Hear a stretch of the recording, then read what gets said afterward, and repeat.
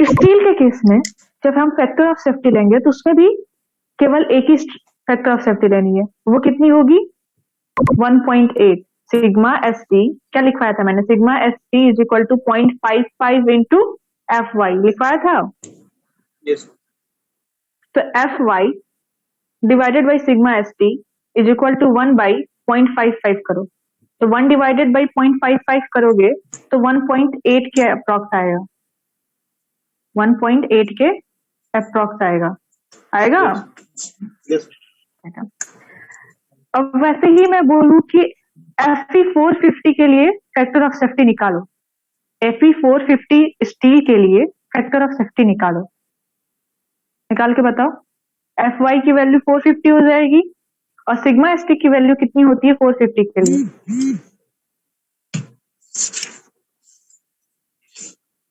415, sorry 450 मैंने बोला 415, 415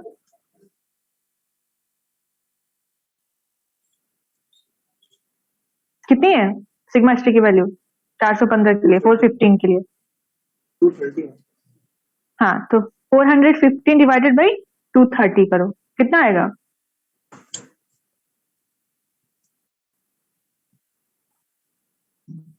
1.8। अगर मैं वैसे ही फिर बोलूं कि 250 के लिए करो, Fe 250 के लिए करो तो 250 डिवाइडेड बाई 140, ठीक है, तो इसका अगेन वैल्यू कितनी आएगी 1.8।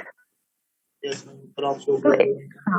हाँ, तो factor of safety for steel लिख लो, factor of safety for steel is equal to Fy divided by sigma S T, sigma S T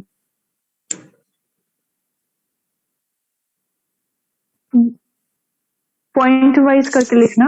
the factor of safety of concrete in bending compression, the factor of safety of concrete in bending compression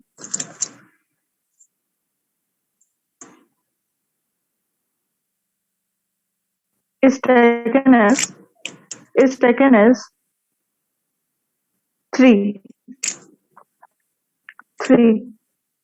and indirect compression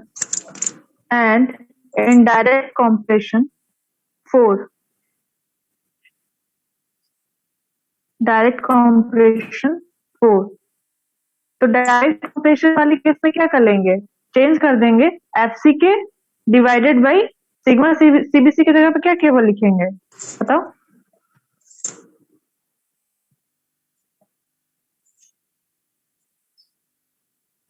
केवल जो direct compressive stress आ रही थी ना, एक value लिखवाया कि नहीं direct compressive stress की वैल्यू हर ग्रेड के कंक्रीट के लिए, yes. वो वैल्यू वहां पे पुट करेंगे, एफसी के divided by direct compressive stress, ठीक है, वो वैल्यू यूज कर देंगे वहां पे। तो उसके लिए हमेशा 4 रहेगा, उसके लिए फैक्टर ऑफ सेफ्टी हमेशा 4 रहेगा, और बेंडिंग कॉम्प्रेशन के लिए फैक्टर ऑफ सेफ्टी कितना रहेगा 3। ये दोनों कंक्रीट के केस में है। अब लिखो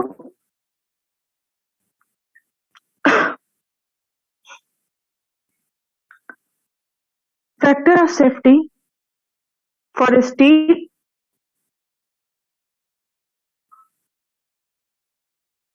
is equal to 1.8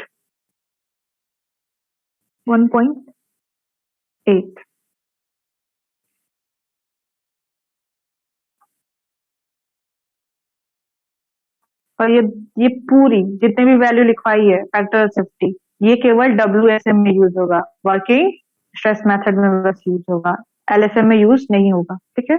तो ये जितनी भी वैल्यू फैक्टर ऑफ सेफ्टी की लिखवाई है मैंने, ये WSM के लिए लिखवाई है।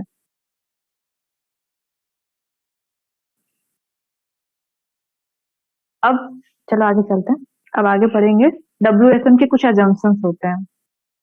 कौन से पेज में, IS कोड के कौन से पेज में बोला था मैंने देखने के लिए, डिजाइनिंग जो WSM की करनी है IS 456-2000 कोड में पेज नंबर 80 पे है, ये सारी चीजें वहां से पढ़ सकते हो, ठीक है। चलो एजम्पशन फर्स्ट लिखो। एट एनी सेक्शन पहले लिख लो फिर समझाते हैं। At any section a plane section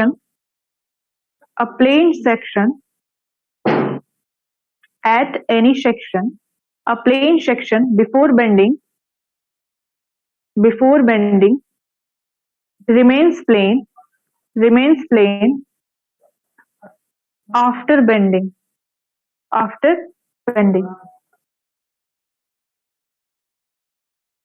तो इस पूरे जो एजम्पशन लिखवाया ना, इसका रिजल्ट क्या आता है, आगे रिजल्ट नीचे करके लिखो। Result strain values are proportional to distance from neutral axis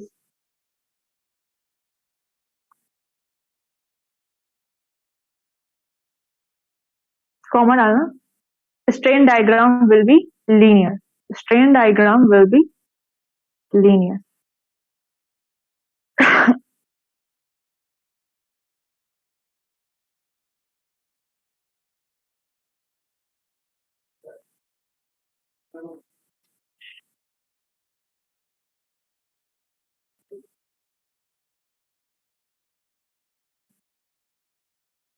चलो ग्रुप देखो, एक मिनट आएगा, उसको बनाओ कॉपी में जल्दी से, 3 मिनट में बनाओ।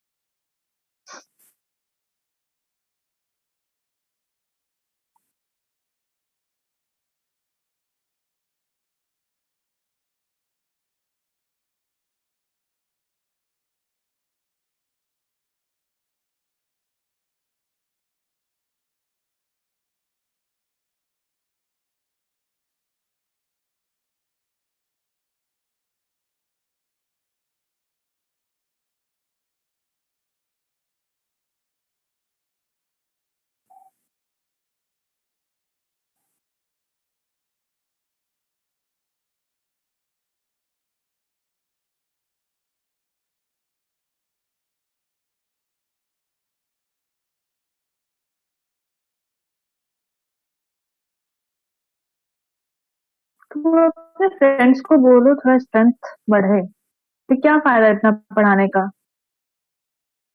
मैं 4 लोग 5 लोगों को पढ़ा रही हूँ, फिर से पढ़ाना पड़ता है, फिर से समझाना पड़ेगा और लोगों को।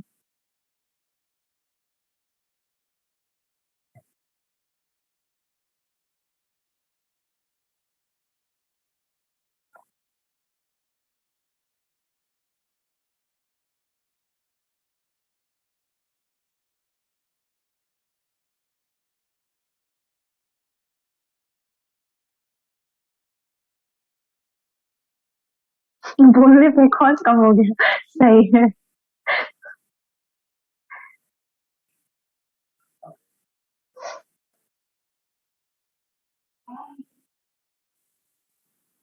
हो गया, बन गया बेटा, Yes, ma'am. सबका बन गया। रितम सार्लिन, यस मैम।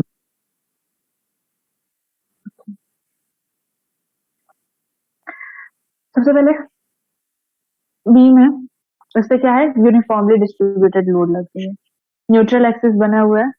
अब देखो उसमें मैंने 2 सेक्शन की स्टडी करनी है, 2 सेक्शन एक्स वाई वाई ले लिया है मैंने। जब लोड लगा तो हमारी, अच्छा लोड से पहले देखो, जो भी सेक्शन कट करोगे, ठीक है, बीम का, वो क्या है, प्लेन होगा ना। उसमें कोई देखो, जो सेक्शन हो है ना, उसकी बात हो रही है केवल।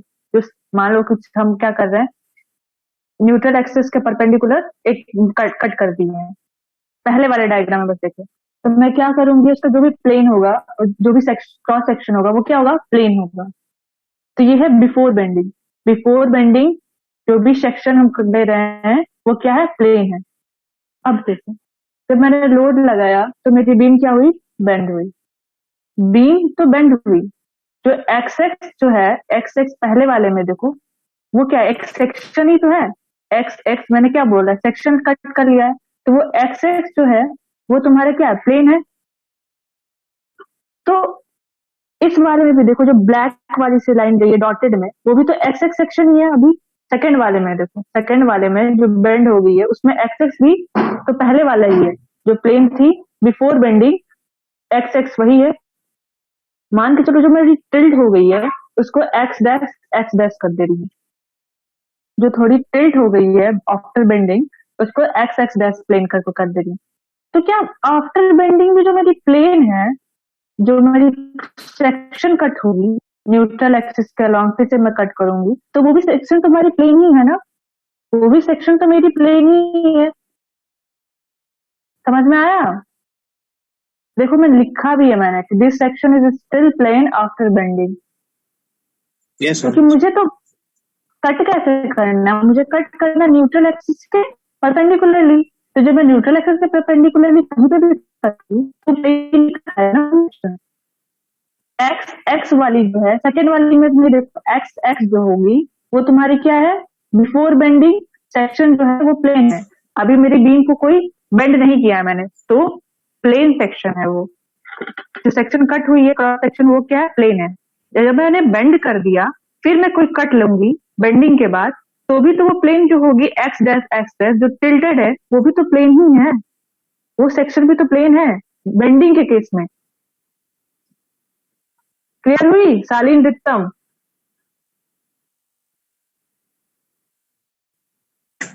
Yes, ma'am. मैम हाँ बेटा। मैम ये जो मैम इसमें जो हमारा टिल्ट हुआ है एक्स डैश और मतलब एक्स डैश, तो जो मैम ये हमारी पहले थी एक्स एक्स, तो इन दोनों की जो मैम वो होगी क्या नाम है लेंथ होगी, वो आपस में सेम होगी या डिफरेंस होगी? लेकिन होगी बेटा वो तो समझ लेंगे, उसमें कोई नहीं है।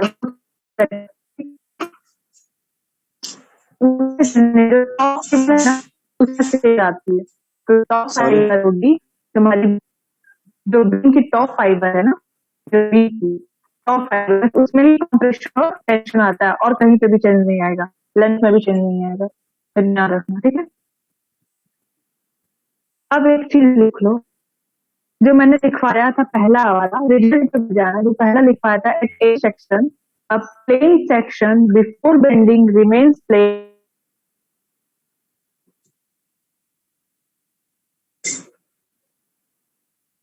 मैम आपकी वॉइस चली आ रही है। Yes ma'am voice perfect. Ma'am चली गई।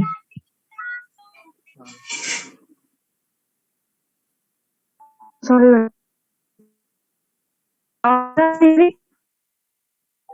No ma'am. नो समझ आ रही है? अभी भी मैम। नहीं? हाँ हाँ मैम कट जाएगी।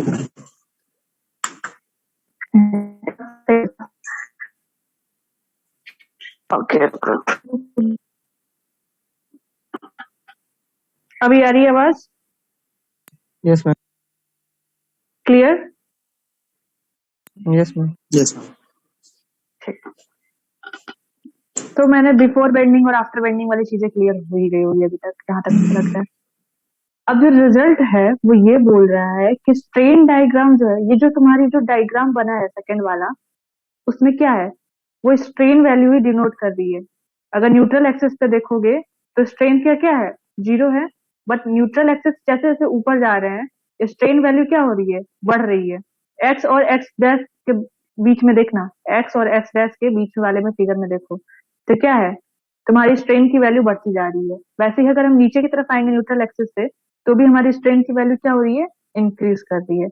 पर वो कैसे इंक्रीज कर रही है, लीनियरली इंक्रीज कर रही है। कैसे इंक्रीज कर रही है, लीनियरली, कोई पैराबोलिक नहीं है। क्योंकि अगर सेक्शन, अगर जो तुम्हारी प्लेन एक्स एक्स डैश रहती, अगर वो पैराबोला हो जाती आफ्टर बेंडिंग, तो वो पैराबोलिक क्या होती, स्ट्रेन डायग्राम देती तुमको। बट वो क्या है, स्ट्रेट है, वो स्ट्रेट ही है, प्लेन जो है तुम्हारी वो स्ट्रेट है। तो आप तो जो तुम्हारी स्ट्रेन डायग्राम देगी वो कैसे देगी, लीनियर देगी। तो सबसे लास्ट वाला इमेज देखो जो स्ट्रेन डायग्राम है, स्ट्रेन डायग्राम देखो, इसमें क्या है, तुम्हारी स्ट्रेन जो डायग्राम जो टिल्टेड वाली है वो कैसी दे रही है, लीनियर दे रही है। ठीक है, स्ट्रेन डायग्राम कैसी है यहाँ पे, लीनियर है। समझ में आ गया, क्लियर हुआ, लीनियर समझ में आ रहा ना। हाँ लीनियर है। हाँ ठीक है। अब ये जो एजम्पशन है, पहला एजम्पशन, ये तुम्हारे WSM में भी यूज होगा, LSM में भी यूज होगा, और प्री स्ट्रेस के लिए भी यूज होगा। ठीक है, तो first assumption is valid for WSM, LSM and pre stress.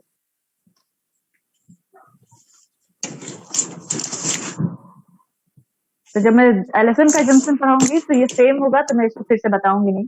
वैसे प्री स्ट्रेस मुझे पढ़ाऊंगी तो ये सेम होगा, बताऊंगी नहीं इस टाइम पर।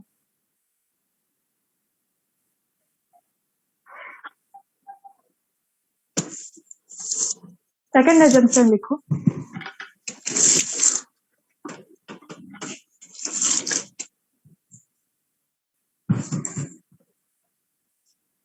सेकंड एजम्पशन,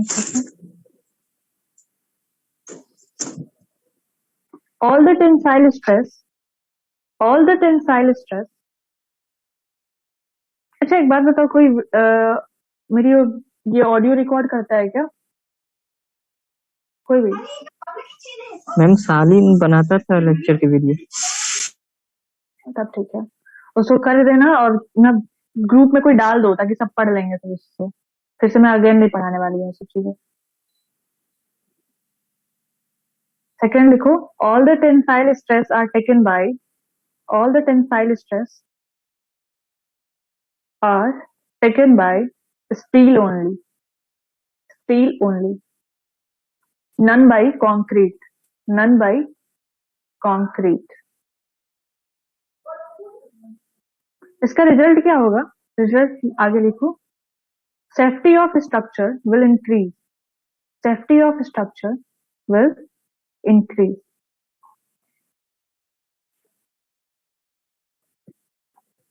ठीक है, तो सेकंड एजम्पशन ये बोल रहा है कि हमारी कोई भी, जैसे मान लो बीम बनाया कंक्रीट का, तो वो किस में अच्छी होती है, कॉम्प्रेशन में अच्छी होती है, टेंशन में क्या होती है, अच्छी नहीं होती है, टेंशन में क्या होती है, अच्छी नहीं होती है। तो जब भी उस पर कोई लोड लगता है, जब हमारे कोई बीम पे जो कंक्रीट की बनी हुई है, तो जो कॉम्प्रेशन वाला पार्ट है वो अच्छी वैल्यू देती है, उसकी स्ट्रेंथ क्या होती है, कॉम्प्रेसिव स्ट्रेंथ जो होती है वो अच्छी वैल्यू देती है। और जो टेंसाइल स्ट्रेंथ देगी वो क्या देती है, हमेशा कम देती है। टेंसाइल स्ट्रेंथ क्या देती है, हमेशा कम देती है।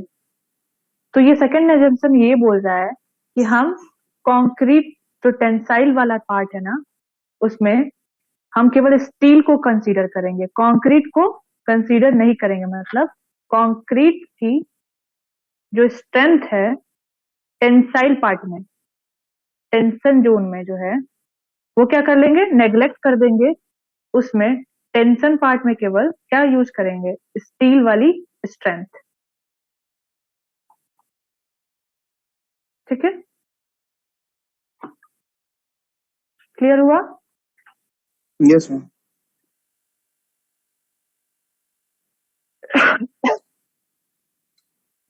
तो जो FCR होती है ना, कंक्रीट के लिए FCR ही थी ना, यस मैम। कंक्रीट जब टेंसल पार्ट में FCR, तो FCR हम कंसीडर नहीं करेंगे। अब हम क्या कंसीडर करेंगे, केवल क्या कंसीडर करेंगे, मैम वो स्टील के लिए चल सिग्मा, सिग्मा ST की वैल्यू क्या यूज हाँ करेंगे, sigma steel. Sigma sigma ST की वैल्यू। ठीक है, नेक्स्ट नेक्स्ट एजम्पशन लिखो, Updates have been the applied. stress strain relationship,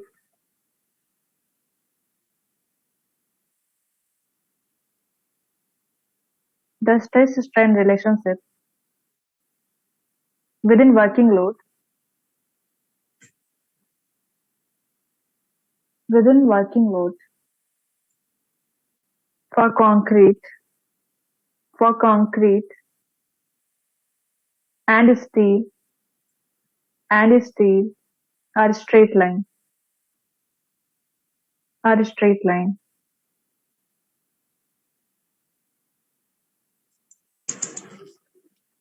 Straight strain relationship for concrete and steel are straight line within working load। ठीक है, अब चीजें देखो, स्ट्रेस स्ट्रेन रिलेशनशिप मिलेगा कैसे? कैसे मिलेगा? Tell me. मैम वो वाली डायग्राम से मैम। कंक्रीट के लिए बताओ कैसे मिलेगा?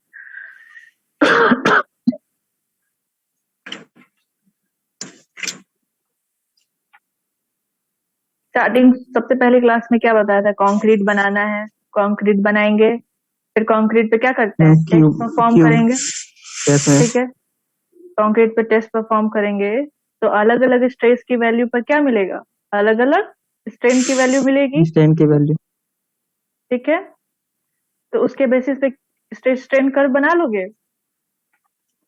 इसके बेसिस पे, ठीक है, तो वैसे ही हम स्टील के केस में भी कर सकते हैं और कंक्रीट के केस में भी कर सकते हैं। ठीक है, तो स्ट्रेन कर्व तो पता चल गया कैसे मिलेगा, इतना क्लियर हो गया। अब आगे देखते हैं, स्ट्रेट लाइन की बात कर रहे हैं। को बनाओ कॉपी।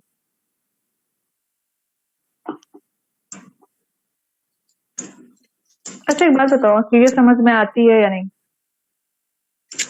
मैम आती है।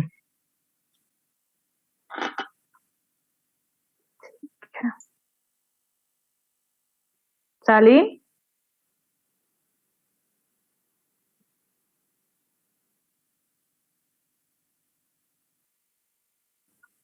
रिकॉर्डिंग रख के चला गया क्या?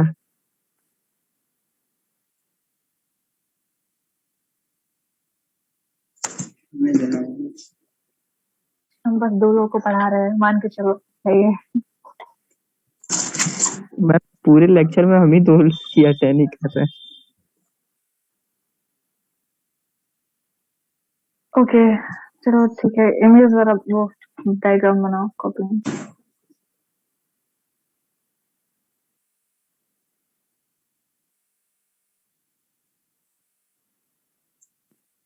मैम एक क्वेश्चन था मैम, वो जो आपने वो स्प्रेड और वो फुटिंग पढ़ाया था ना पहले बिल्डिंग में, तो उसमें मैम वो क्या नाम है, जैसे जो एक आपने बताया था कि लोड बेयरिंग वॉल होती है, लोड बेयरिंग वॉल थी ना मैम? हाँ, तो मैम लोड बेयरिंग वॉल मतलब जो वॉल होती है उसकी बेसिस पे मतलब कि कोई मतलब फुटिंग पड़ती है क्या?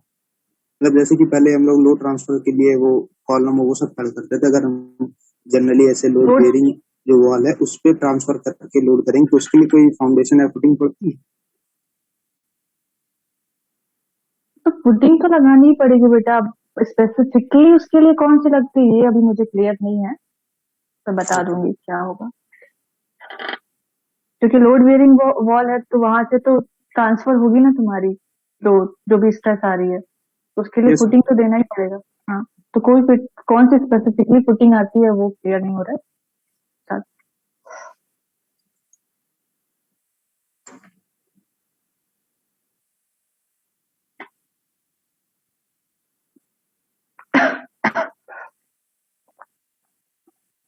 बारिश हो रही है क्या उधर तुम लोग के साइड? यस मैम, धूप है हमारे तरफ, धूप है। कहाँ रहते हो अमन? हम कानपुर। अच्छा कानपुर में इधर। तुम कहाँ रहता है? मैम सोनभद्र, झारखंड से बगल में। क्या फेमस है सोनभद्र में? Ma'am stone. किस टाइप का स्टोन?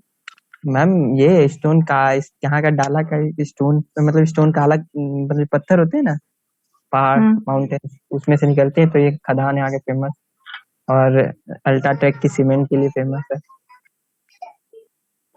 अच्छा, और सबसे पहला तो मैम यहाँ पे पावर प्लांट था। हाँ, इसके लिए फेमस है वो। हाँ तो मैम अब वो छोटा हो गया था ना, तो अब एक नया बन रहा है, तो वो फिर आ जाएगा। तो बन गया डायग्राम? यस मैम, डायग्राम बन गया। तो मैंने ऑलरेडी पढ़ा रखा था कि जब भी हमें कोई अपना स्ट्रक्चर डिजाइन करना होगा, तो इस केस में कंक्रीट के केस में, तो हम किसके लिए डिजाइन करेंगे? एफसीके के लिए डिजाइन तो नहीं करेंगे, सिग्मा सीबीसी के लिए करेंगे। अभी फैक्टर ऑफ सेफ्टी पढ़ाते हुए यही बताया था मैंने। कि मान लो कि M30 है तो 30 हो जाएगी strength maximum, but sigma CBC जब फैक्टर ऑफ सेफ्टी अप्लाई करने के बाद सिग्मा सीबीसी की वैल्यू कितनी आ जाएगी M30 के लिए? 10 ना, 30 डिवाइडेड बाई 3 करूंगी तो 10 आ जाएगी। हम 10 के लिए, हाँ मैं 10 के लिए अप्लाई करूंगी। तो जो सिग्मा सीबीसी तक का जो कर्व जा रहा है ना, उसको हम स्ट्रेट मानेंगे, उसको हम क्या मान लेंगे? स्ट्रेट। हाँ स्ट्रेट मानेंगे, यही अजम्पशन बोल रहा है। स्टील के केस में भी सेम यही है कि FY के लिए हम अप्लाई नहीं करेंगे, सिग्मा ST के लिए हम बनाएंगे, कोई भी डिजाइन करेंगे तो जो भी हमारा कर्व सिग्मा ST तक जाएगा, मतलब लाइन जो जा रही है वो स्ट्रेट जाएगी बस, उसके बाद जैसे भी जाए डजंट मैटर, ठीक है। तो हमें जिस वैल्यू के लिए बनाना है, कोई डिजाइनिंग करनी है, वो कर्व जो होगी तुम्हारी स्ट्रेट लाइन होनी चाहिए। एजम्पशन 4 लिखो, एजम्पशन 4 लिखो, 4 एजम्पशन, चौथा एजम्पशन लिखो। The value of modular ratio, the value of modular ratio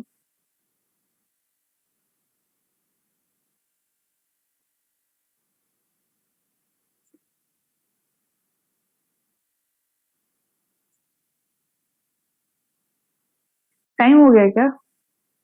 कितने बजे क्लास स्टार्ट किया था हम लोगों ने? मैम 12:10 पे। टाइम हो गया है, अभी स्टार्टिंग डे ही लिखते हैं, नेक्स्ट क्लास में लिखेंगे, ठीक है। ओके।